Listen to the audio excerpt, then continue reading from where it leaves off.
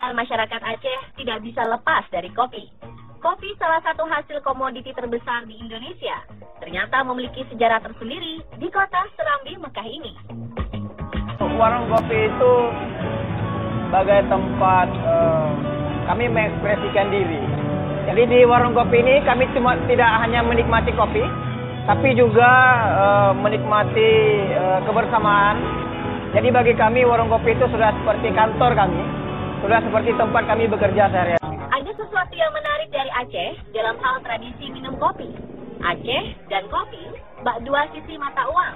Bila kita berkunjung ke Aceh, sudah menjadi pemandangan sehari-hari. Bila sebagian besar masyarakat Aceh gemar duduk-duduk di kedai kopi sambil menikmati secangkir kopi.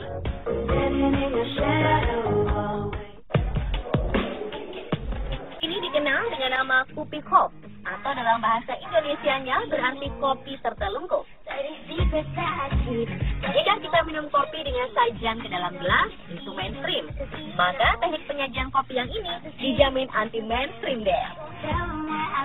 Sajian kopi dengan gelas terbalik, dengan sedotan di bagian bawah gelas, menjadikan satu cangkir kopi kop ini amat istimewa.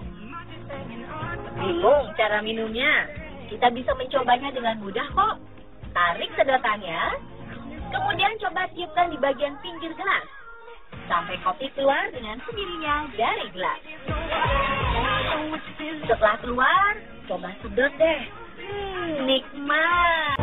Bagi saya warung kopi di Aceh merupakan ibaratnya rumah kedua. Warung kopi ini bisa menyelesaikan persoalan-persoalan yang tidak bisa diselesaikan baik itu di kantor maupun di rumah.